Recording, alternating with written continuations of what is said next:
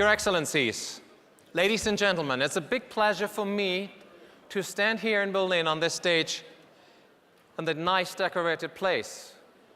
It's an important day, and we learned today a lot of things, especially how important the trade relationships between your country, Qatar, and our land, Germany, is. 5 years ago, it was the first time that the German-Qatari Forum took place here in Berlin, and we are very proud, so am I, to participate in the second time that a lot of interesting, fascinating people, entrepreneurs, are here to get into a network pool position for the future. Ladies and gentlemen on the left, please, if you would like to take a seat, because then we could go on with the session, which is, as the agenda topic, as you can read behind me, great opportunities investing in Germany, guaranteed success.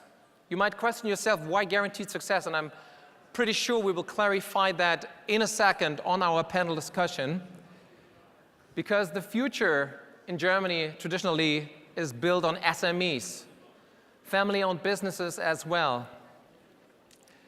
And this is what we're going to talk in this panel, beside the fact that we have a great opportunity and diversity of energy that we can offer here in Germany, and huge knowledge that we try to exchange with Qatar and Qatar entrepreneurs and business partners, as well as with the state.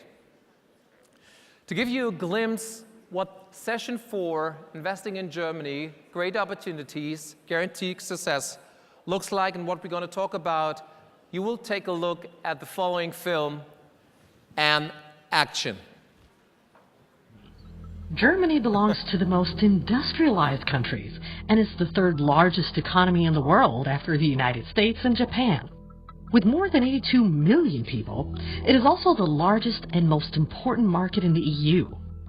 Germany's GDP is more than 2,500 billion euros. In the past 25 years, Germany has ranked 10 times the world's top exporter. Every year, about 100,000 engineers and naturalists in the German labor market come from Germany's more than 200 universities and technical institutes in different cities. Germany was able to create a name for itself as an engine for the European economy. While some Eurozone countries were stagnating, the phrase "made in Germany" was invading all the world, making Germany achieve a trade surplus of 245 billion euros in 2017. According to the Federal Statistics Bureau, German exports last year amounted to 1.28 trillion euros of goods, while imports amounted to 1.034 trillion. German exports to Europe rose by 6.3% in 2017 to 750 billion euros, and to non-European countries, including the United States, by 6.3% to 529.4 billion euros. Germany's imports from non-European countries increased by 2.3% to 352 billion euros, while imports from Europe increased by 7.9%. The German government expects German GDP to rise by 2.4% in 2018. The German Foreign Trade Association expects a new record in 2018, with exports rising by another 5% this year to 1.34 trillion euros, while imports are expected to rise 7% to 1.104 trillion euros.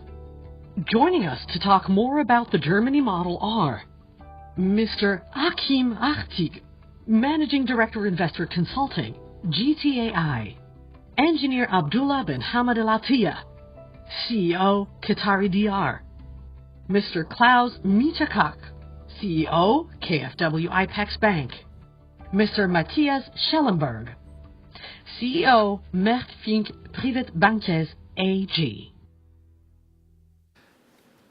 And of course, ladies and gentlemen, let me complete the line of people that you see here sitting next to me, Dr. Regina Hoditz. Please give a warm welcome also to her.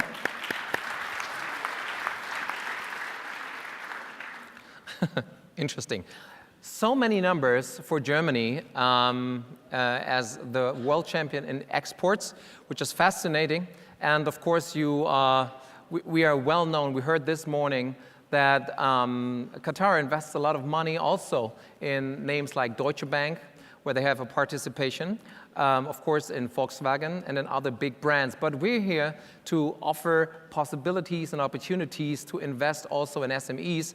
And therefore, I'm very happy, Dr. Dreyer, that I have you right next to me, or left next to me, because I would ask you, as the Deputy CEO, International and European Economic Affairs of the German Chambers of Commerce Worldwide, that you are the DIHK, as we call it in Germany. We all know that the German SMEs are the family-owned businesses, are successful and they are visible worldwide. What would be your suggestion? How could Qatari companies do business with them in the best way?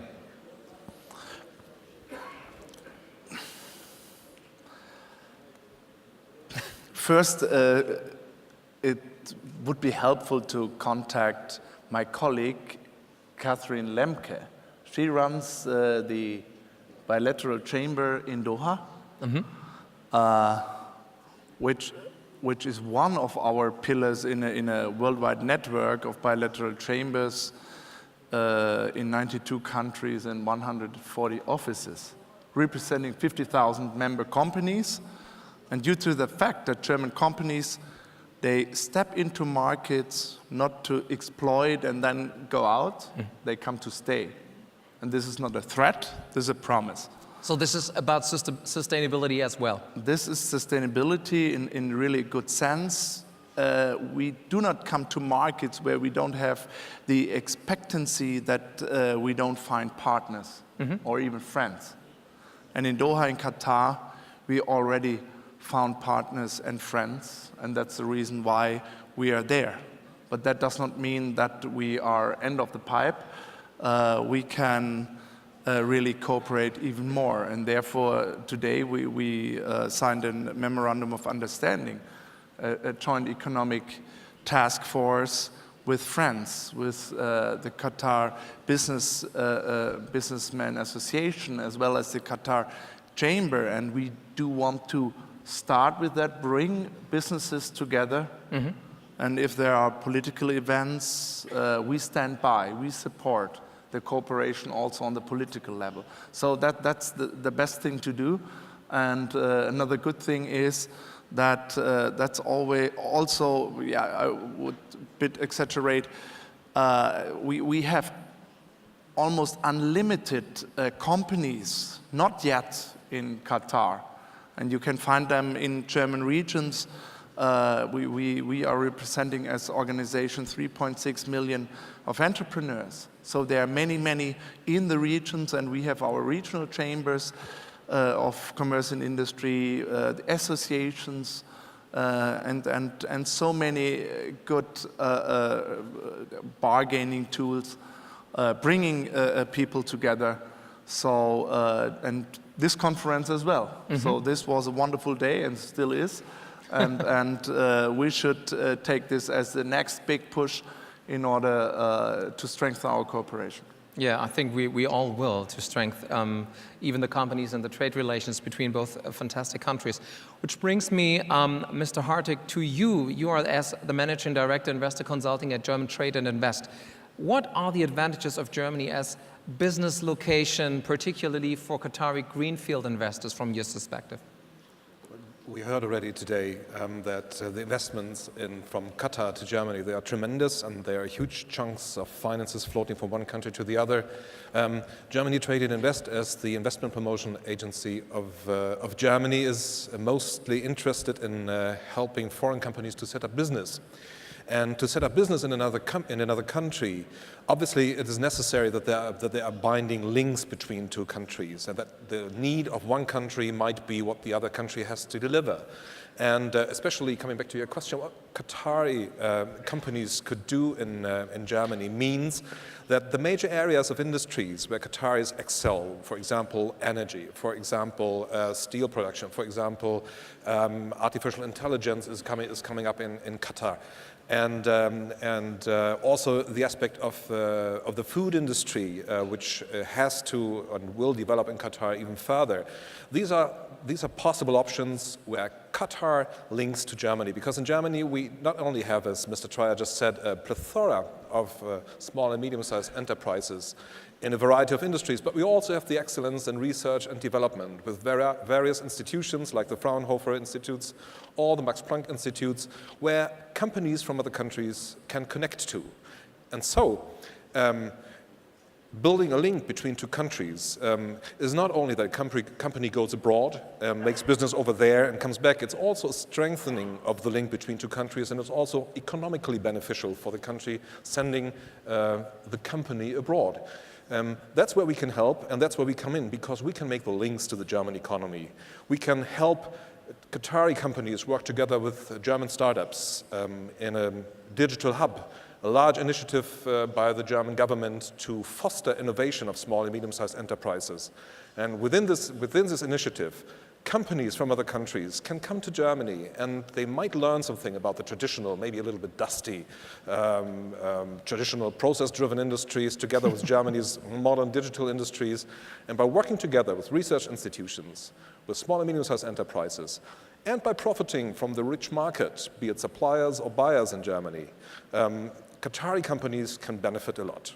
Let alone they come to a country which is one of the richest industrialized countries with a stable political and juridical ecosystem surrounded.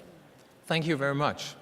It sounds good. A good outlook in the future, if you ask me. And I wonder, and I'm curious, how you two guys would work together, because it sounds that you're very well connected, and that that the things that you do would work together hand in hand in a way. But we'll focus on that a little later.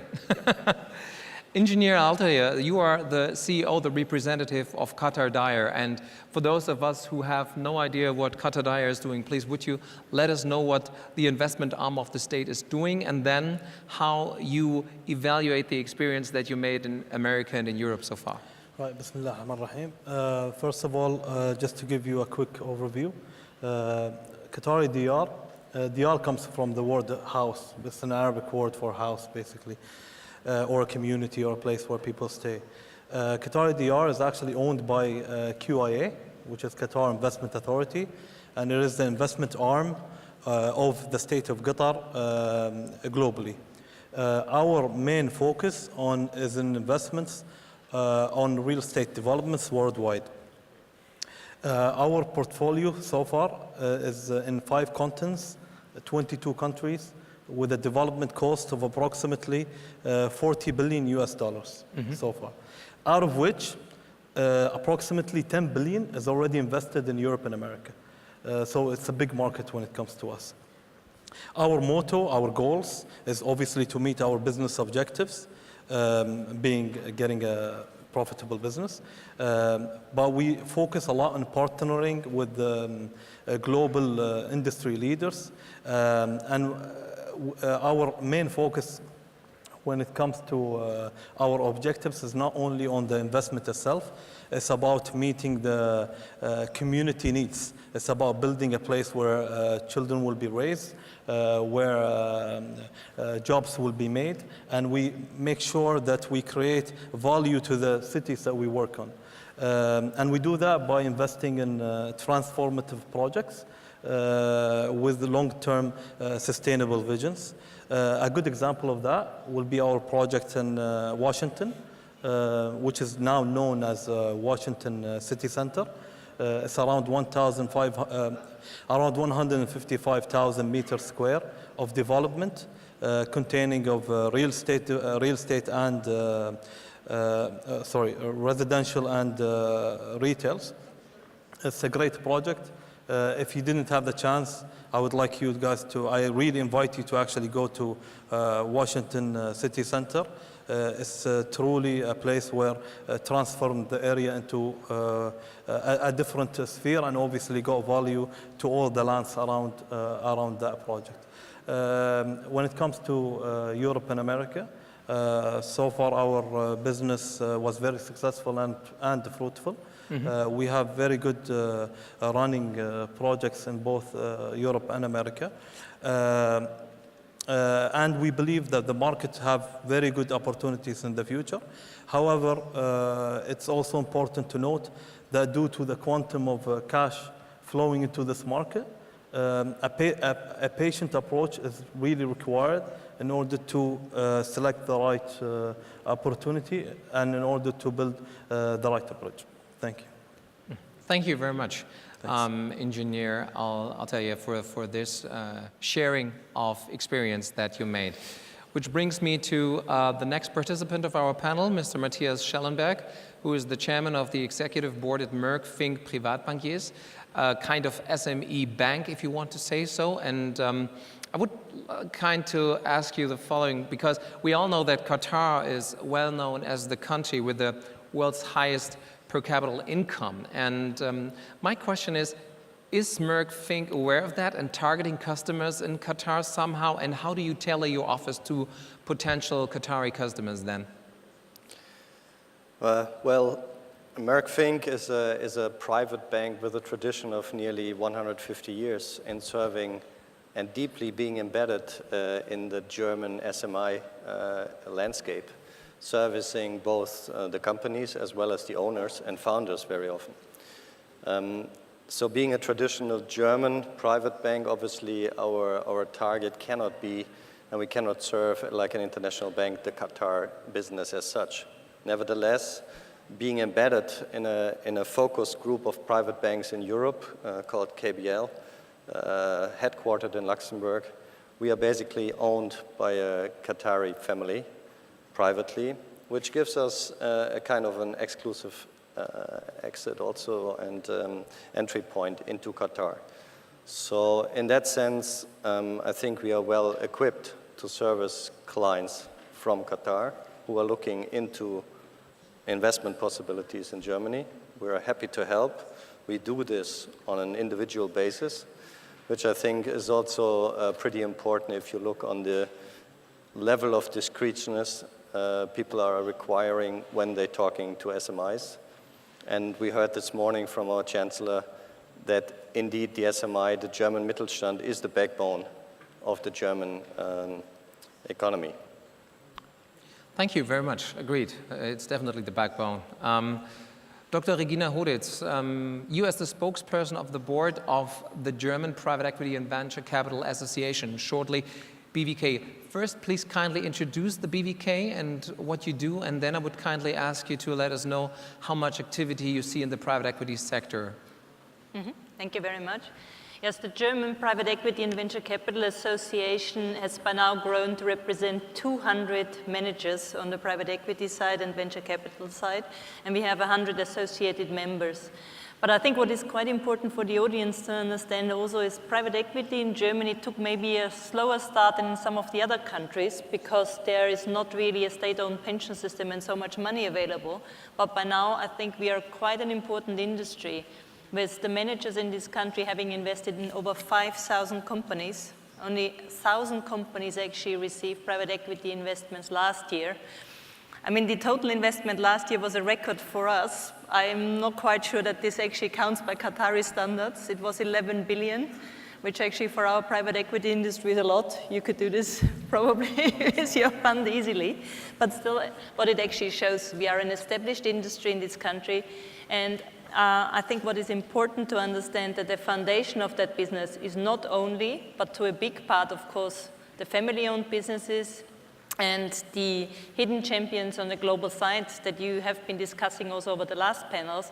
But also, as has been mentioned before, we have a very vibrant startup community and also innovation community here in Germany. And this is also something that we represent and also personally close to my heart because in my day job, I'm the general manager of a healthcare fund. Coming to your question about the activity that we see from foreign investors. Honestly, without investments from abroad, our industry would not have grown as fast and become as established as it has. If you look at the funds that were raised in Germany, more than half of the money does come from abroad.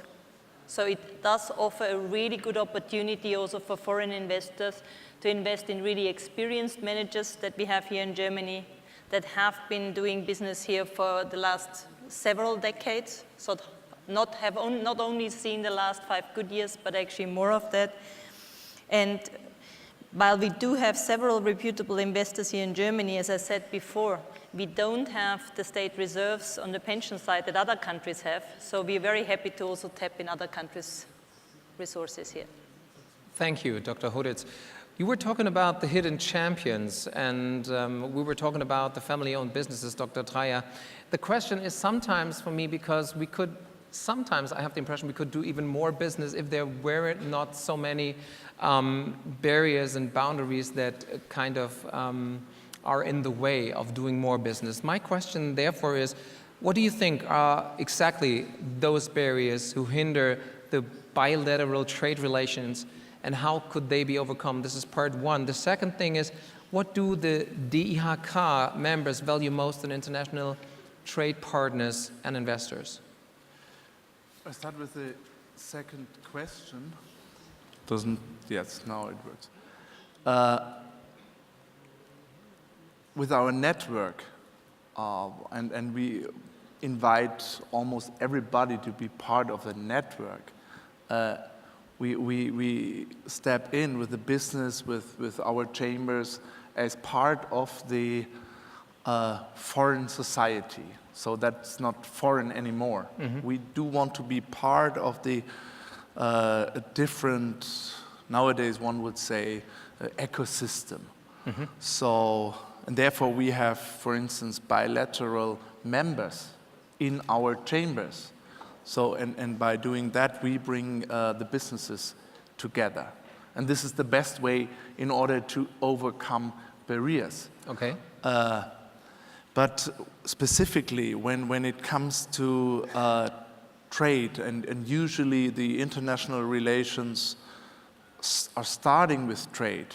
Sometimes we are blamed for trading too much or being export champions or export surplus champions, but never forget we are also among the first 3 ranking capital exporters, and thereby building up jobs in foreign countries. And this is very often it is forgotten. And by doing that, then we are really part of the different societies where we are acting. So when it comes to trade as a precondition for investments, then we are complaining, at least in the last 10 years, that means since Lehman Brothers and the financial market crisis, that there is a structural change in the so-called non-tariff trade barriers when it comes to license, when it comes to import allowances, when it comes to selective taxes, which is kind of discrimination of a foreign and therefore, in this case, a German competitor. And this is not true when we speak about our relations with Qatar.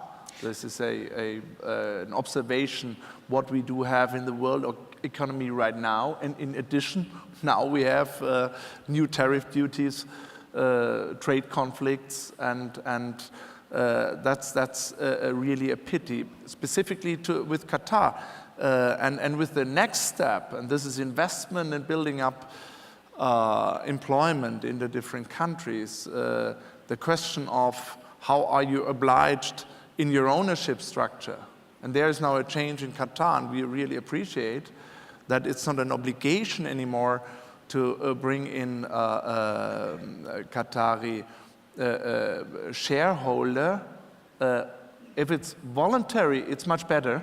Then you can choose, and very often you need the partner, but it's better to have the voluntary way, and the change in the investment law in Qatar we really support very much, and we appreciate. Thank you. You were talking about the tariffs, and today is a very special day because today we might hear that Donald Trump from America's put out another $200 billion on tariffs on the Chinese economy. And we are very much affected. Yeah, exactly. This is the question. And in a world where some economies are trying to build up more protectionism, are the chances even higher for countries like Germany and Qatar to have advantages taken out of this because we lowering down the walls for businesses? And this is how I understand you. And Mr. Hartig, would you agree that we're lowering the walls, and how can German Trade and Invest participate lowering the walls even a little lower and make it easier to enter markets? Certainly we are lowering the thresholds also to do business together, and building up business trade relationships between two countries also means to stabilize the political relationships. So what has been fostered and founded on personal relations between businessmen cannot be all that easy. How can Germany Trade and Invest help Qatari companies, also the German economy, to do so? First of all, let me say that with Germany Trade and Invest, there are 400 people dedicated to help small and medium-sized enterprises and all companies to expand into other markets. That's the first thing which I have to say, because we are spread all across the world in 50 locations worldwide. We are in almost every place where it's economically, where it makes economically sense to help the companies abroad, and we invite them to come to Germany. So now, how does it work on a process day-to-day basis? First of all, if I want to enter a new market, there might be so many questions about this new market, especially if it's an economy as large and as complex as the German economy is. That's not always easy from outside to grasp, and it's not always easy from outside to find the right persons to talk to. And we all know building up business is a lot about building up the right relationships at the perfect point in time.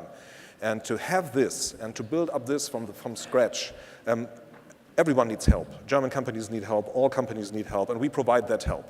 We provide that help by smoothing the path, be it in a first stage when we talk to a startup, and the startup has a business plan, and the business plan might be a subject of validation. We help to see, does it make sense? Does it fit to the German market?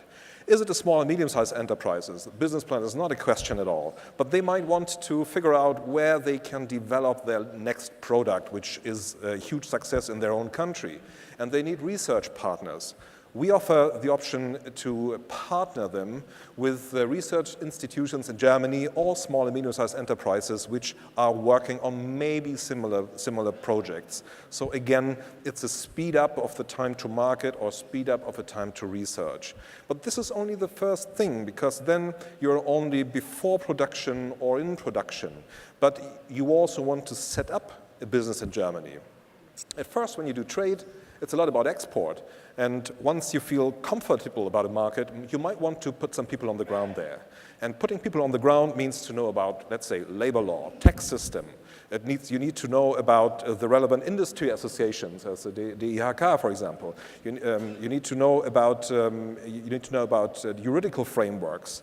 And you need to know about where to set up your office or your production site, compliant with the regulation of maybe environmental questions or labor questions. And these questions, they arise, but they can be solved in a structured way. And we are responsible for the structure, and we are responsible for the answers. The only thing we need is your questions. So that's how we help Qatari companies to come to Germany, by structuring their process, by helping them step by step, and to speeding up the time to market in Germany and to success. Engineer Alataya, that sounds very open and very cooperative. Based on that, what you heard from Dr. Troyer and Mr. Hartig, are you looking for investment opportunities in Germany then? And are you really positive on possibilities and opportunities? Or does it sound maybe complicated to your ears? The short answer is yes. Germany is a great market, and we look at it as a good expansion to our European portfolio. We're currently mostly allocated in the UK, and we would like to explore other markets. We actually have a number of lined up meetings in line with this conference with a couple of global investors and developers in Germany, like Heinz as our partner in US. He is strongly in developing, and Tishman as well. And we have a couple of other German developers which we are in talk with currently. As previously I alluded to, and just to our target in Germany is to to look for developers of, like let's call them tier 1 developers with a proven track record in Germany. And we are looking at the top 5 markets, which are obviously Berlin, Munich, Frankfurt, Hamburg, and Cologne. And I'm not putting them in order, but those are the markets that we are looking into. On the other hand, we also have a huge development back home in Qatar, which is Lucielle City. Lucielle City is basically 38 square kilometers. It is designed to handle 450,000 people. It will host the final of the World Cup and the start of the World Cup.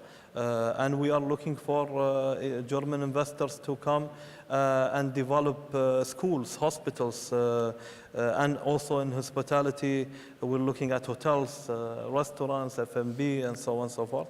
We also had a couple of meetings in this regard. I would actually encourage the people in the room that are interested to visit our booth. I don't know if they did or not, but they can get more information about Lucielle and about how we are moving forward when it comes to it. And also our website, which is qataridr.com. Our intention in Germany is very clear, but as I told you, because of the quantum cash flow, we're very careful on getting the right opportunity and the right time, and we're having a number of serious talks now to actually develop some real estate, specifically in Berlin. Thank you. I hope that answers that question. Yeah, you do. Oh, there you go. No, it sounds very, very positive to me and very open-minded. Thanks so much, because there are a lot of opportunities for investments as far as we see. I hope you agree, the Excellencies, ladies and gentlemen, that there are a lot of opportunities.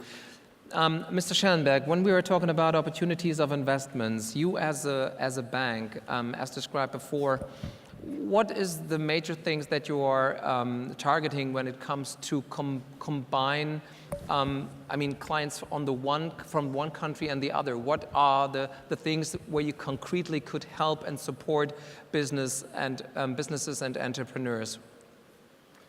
I think it's the question we should look in 2 directions. One is from Germany to Qatar, where I think, and actually even in the last days, we can help provide contacts and discussions and on the possibilities to open up of investment opportunities in Qatar.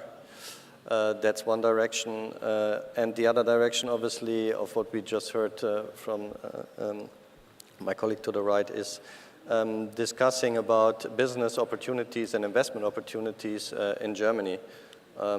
And there, I think we should look on 2 general roads. One is direct investments, so be it on the real estate side, we have a full service on that area. And if you look on the German SMI area, one important characteristic, obviously, is that this is spread in Germany all over the country, very unlike for the rest of Europe. One can even say for the rest of the world, in the sense it's been set up. That requires in each business a level of trust, and giving our deep embedment in those areas geographically as well as from the client side, I think we have an exclusive access there in that area, as I pointed out before. On the other hand side, I think one could expect from a German private bank to know the German market especially well. We are open up for international investments for our clients, and we have the research to do this. On the other hand side, we have an in-depth knowledge of the German market.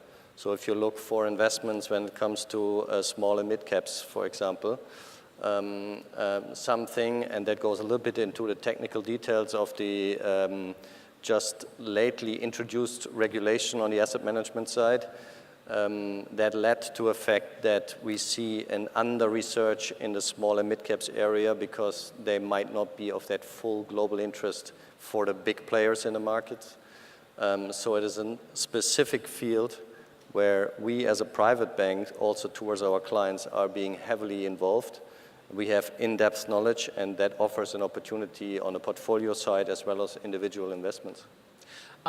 One question, do you feel as a private bank with this tradition well prepared to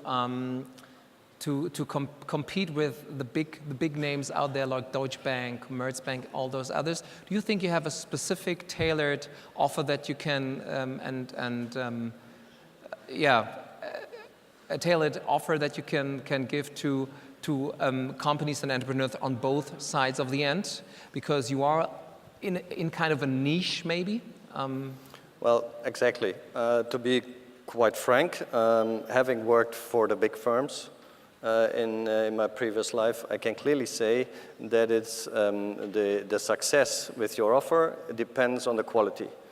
And we, as a small bank, we are very focused on what we're doing. And I can say that I'm absolutely sure that we can deliver the quality that can be expected from our business partners. And I'm not an expert for the Middle East area, but I know the requirements of institutional clients. And I think we know very well that people investing on a professional level, especially the ones from the Middle East, are very professional and they know what they need. And I have worked a lot with these investors, and I know that we can cater for that in a specific niche, and there we have the quality, yes. Thank you very much. That's what I suggested. Dr. Hoditz, we were talking about private equity and the amount of money that's coming in. Would you suggest, connecting to the speakers that we heard before, that there is a certain way of approaching for Qatari investors? How should they and how could they invest in Germany? Would you suggest that there is something special about Germany as a country when it comes to private equity? Yes, I think what we have discussed before is that there are things that are special about Germany, apart from the fact that it is a very attractive market. It is, with regards to innovation, certainly the leading market in Europe and also globally on a number of matrices, actually a market that is excelling in several other countries. And it is a market that is not yet as overbanked as some of the other markets. So absolutely, there are characteristics that are very positive. And I will certainly not err to give people like the DIAR or the QIA any advice on their investment strategy, because the people are doing very well.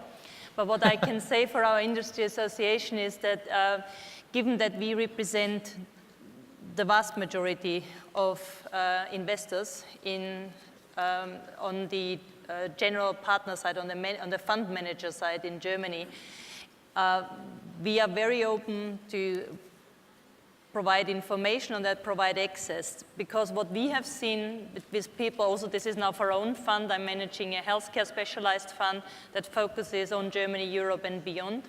The investors that we have from different regions usually approach us because they know that we have access to the innovation centers here in Germany. They know that we know the people around here. This is very much a people's business when it comes to innovation. You need to basically have the rock stars in each of the segments that you're investing in. Otherwise, you're not going to succeed here. Having access to those is certainly what they value. But then also an exchange with basically companies in the region. And this is what we have also done very successfully with some of our investors. And I think we at Wellington are here only one example out of the 200 funds that actually the BVK is representing. And in going via institutional investors is also helping with the fragmented market. Yeah, of course. Because with the investment volumes that are coming in from countries like Qatar, it is very difficult on the innovation side to find investments that are sizable enough by themselves. So fund investments are also in that respect, I think, quite helpful. Of course, I have to promote our industry since I'm representing them. And one service that we as the BVK have already set up together with the embassy in Doha before is that we organize what we call roadshows. What that means is that we actually take fund managers that represent the different parts of our industry. So that goes then from people that are investing more in the family-owned business to the people like me that invest on the venture side, but also to large buyout funds that are currently open for accepting new investors, take them to the region and really allowing people there to actually see the fund managers and establish a relationship. So this is certainly things that we can offer, and beyond any help on basically any legal side or other questions people may have. Dr. Try, you'd like to address something? A comment? We just wanted to add to our elaborations. our close cooperation with the Germany Trade Invest, and of course all the others, and we support the businesses outside by cooperation in all the locations where we are in common. We sit in the same building, we work on one path and in one direction, that means to the customer, and we do this abroad, but also in Germany. So Okay. that's just what we wanted to add, or isn't it? That's absolutely correct. Yeah, we build on the three pillars of the German foreign economy, which are the embassies and the foreign chambers of commerce and the Germany Trade and Invest. Your point of contact. And last point, what I wanted to add to your question concerning trade hurdles and all the problems that means businesses are facing worldwide in doing trade and investment. We can overcome them by good political decisions. Okay, that's one thing. The other thing is make the things transparent to those who have to deal with that. Yeah, information, and the smaller the company, the more is the need for that information. That's of such a high value, and that's what we're trying day by day, really clearly concrete. By your experience, do smaller companies, I mean not companies with a high level, but the startup scene here, especially here in Berlin, do they know the DIHK for that and the transparency and what you offer? Because most of the people I spoke this morning to someone who has a startup founded 1 year ago in Aachen, and my impression was that he has no clue exactly what the DIHK is doing. Yeah. So how can you solve this transparency problem, if I want to name it that way? No matter whether they know us or not, the purpose is that their problems, that their challenges should be overcome. Mm-hmm. And that's what we are trying day by day. Either DIHK, Germany Trade Invest, and all the others. Startups know more and more our regional chambers of commerce and industry. We have 79 in all over Germany, and we bring them more and more through our projects or by coincidence together with ecosystem, with partners in other countries. For instance, we have invited a delegation coming from Sub-Saharan Africa at the beginning of this year, I guess it was, and brought them to Berlin, to Hamburg, but also to rural areas where they found manufacturers. Germany is very strong in manufacturing, industrial sectors, and we are missing a bit the bulk of successful digitalization companies, and so therefore there's the need to bring them together from outside, and we do this more and more. And in Berlin, of course, that's a vital scene when it comes to startup and tech companies. And they need less help than other companies, yeah.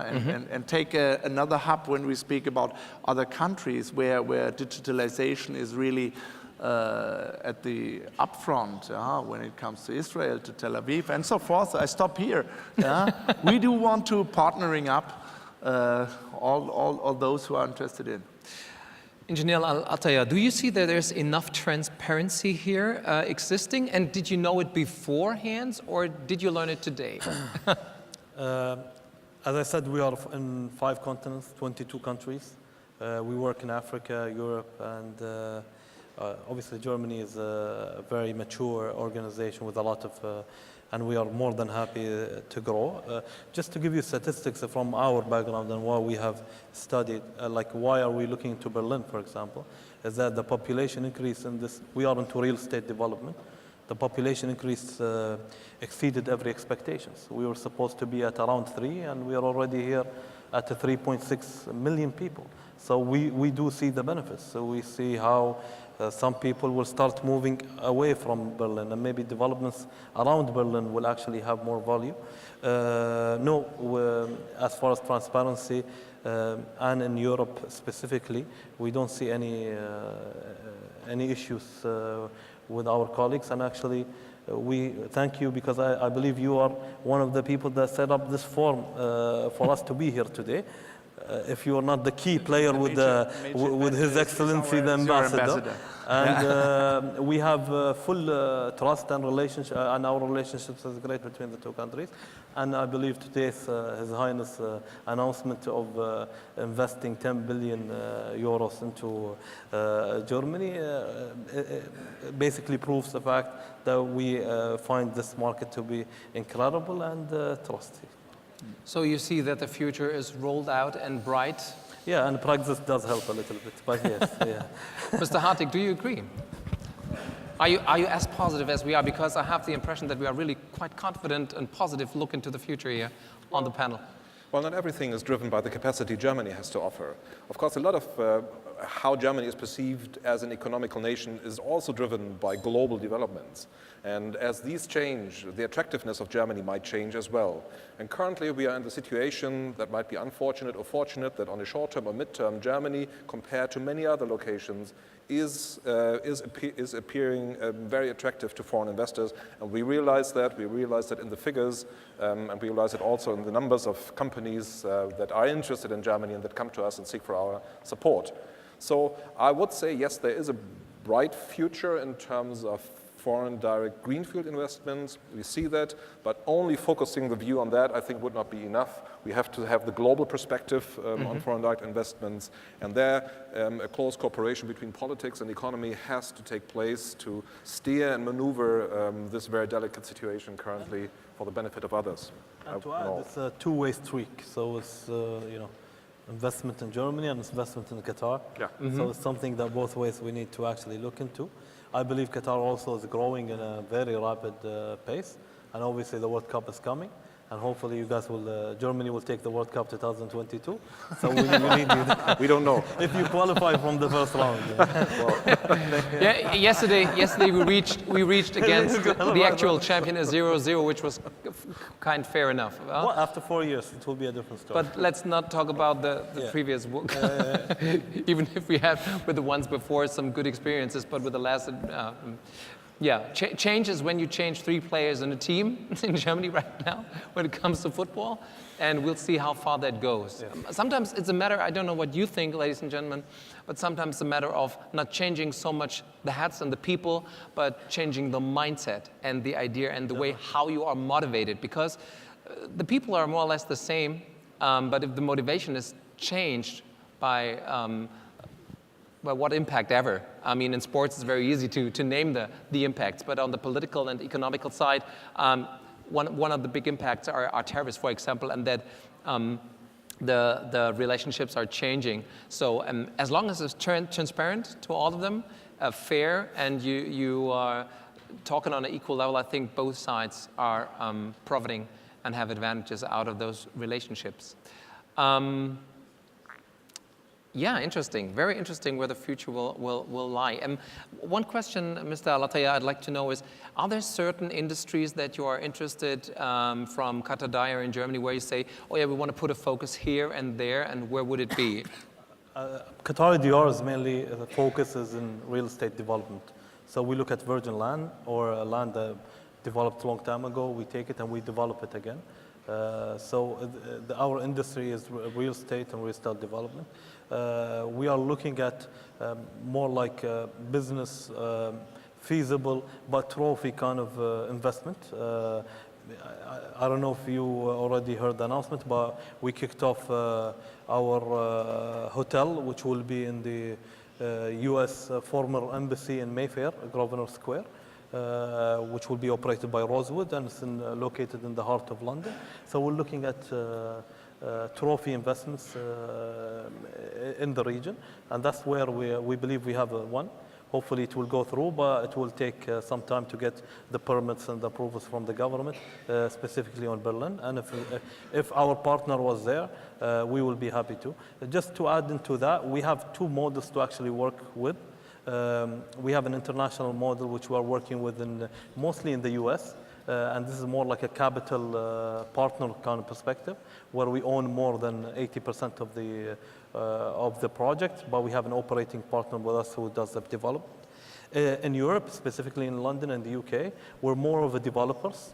So we developed ourselves. Like, for example, Chelsea Barracks is something that we developed ourselves. But we also do joint ventures, like we are in a joint venture with Delancey, with APG, as a triangular joint venture. We're actually called the Triangle in the UK because of the amount of work we're doing together, specifically in an area called Elephant and Castle, and in the old Shell building by Canary Wharf as well. We have another joint venture with Canary Wharf. We have a number of investments going on, a number of models. So depending on where we are, the model would be. If we're looking at something like Germany, we would be looking at someone who's a developer here, and we will be mostly adopting our US model, which is mostly a capital partner and with a developer with us, basically, because we don't have presence. Thank you. Thank you. Dr. Hood, it's private equity money. Are there certain industries where you would say that the private equity money likes to go to right now in these days? Is there a certain technique, a certain industry where the money goes? Yes, I think, as we have two parts to our industry. On the innovation side, certainly in Germany, you see a lot of investments going into, again, what I like a lot, what we call hard tech, so also industrial investments, and this is where much more money could be invested. I think where there could also be a really good collaboration with countries like Qatar going forward. I see a couple of funds being raised there. Used to be just renewable energies, and the Justice said it has expanded again. We should not forget that Germany is the factory of the factories of the world. So anything that has to do with Industry 4.0 is something that is naturally a strength in Germany. And this is where little money has gone lately, because the returns usually take a longer time. But if you actually have a market where you can deploy such technologies then and actually bring them into really factories of life and actually give them a chance to prove themselves, then you can make those investments also very profitable. And on top of that, we have the general innovation sectors, like, of course, healthcare, which is closest home to me, where also, I think, collaborations with geographies that actually pride themselves to actually be on the forefront and are prepared to also bring innovation into their systems. And I think innovations in the systems of healthcare is really important to make also healthcare affordable for the future. There's a lot that can be done on those sectors as well. And beyond that, of course, we have anything that has to do with ITK, where also you see a very strong background here in Germany, both on the established and innovation side. Are there certain expectations that your customers have when they invest the money? Are they looking up to sustainability and long-term, mid-term, or is it more that they are want to invest fast and get back results very quickly? If you want to invest fast, usually you go to the stock market. So on the private equity side, we do have investors that appreciate that fund durations are not set arbitrarily at a stage that usually they are 10 years plus. Because if you actually want to invest in innovation or even in growing a business by a buy and build strategy, you have to actually invest money for a bit of a longer term. But on the other hand, actually, if I look for short-term investment opportunities right now, yes, the stock market is the place to go, but actually I'm personally also looking more for longer-term places where I can actually get decent returns. And there the private equity industry and also venture capital industry in Europe has done really well over the last decade. Do you think that the companies are moving money away from stock market companies and moving it into SMEs, especially nowadays, because of the development and the chances that these companies are offering for the mid and long term? I hope not. I actually hope that people actually are moving not only into real estate, but actually continuing to invest in innovation, be that on the public and the private market, because I think this is in the long term a driver that both Qatar and also Germany needs. So I hope that despite the fact that I do appreciate that one needs to differentiate, that neither the stock market nor the private equity investments would suffer. Thank you very much. Thank you all here on the panel. It was very interesting to listen to what you have to offer to that topic. I hope, ladies and gentlemen, Your Excellencies, I hope that you enjoyed this session, Investing in Germany, guaranteed success and great opportunities as well as we do. We see each other in a couple of minutes back again here for session number 5, which will have the topic Tourism, Health and Sports, the Road to World Cup 2022. And we're looking forward to that event. It's going to be in winter. The first time in the history of the World Cup, it's in the winter time. So see you shortly back here in the room. Thank you very much. Thank you very much, ladies and gentlemen.